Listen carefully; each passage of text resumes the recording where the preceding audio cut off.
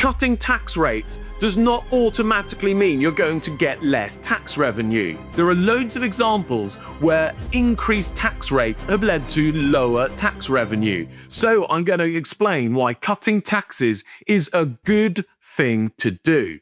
The level at which you start losing your personal allowance has been frozen at £100,000 since 2009, which is effectively a tax increase. Lots of people now are paying an effective marginal tax rate of 62%. They got fed up with paying this high level of income tax, and so they keep doing the same job, they restructure, and they move to places like Cyprus, the Isle of Man, or the United Arab Emirates, and now we're getting zero tax revenue from them.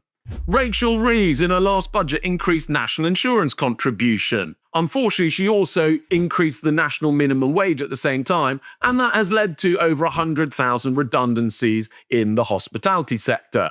So, increasing national insurance contributions and coupling that with another stupid policy has led to a load of redundancies and us getting less tax revenue. Compare this to George Osborne, who reduced the corporation tax level by 1% per annum and actually got a higher level of corporation tax. Therefore, reducing taxes and at the same time accompanying this with some sensible policies will actually increase the level of tax revenue you get.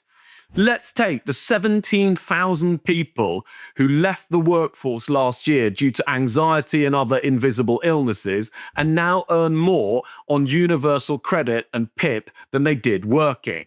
If we reduced the income tax rate from 20% to 10% for earnings between £12,570 to £25,000, and at the same time introduced a policy that meant that all people claiming benefits physically able to work must go and do community service such as litter picking in order to get their benefits, then I bet that we would get a lot more income tax revenue because a lot of these people would return into the workforce.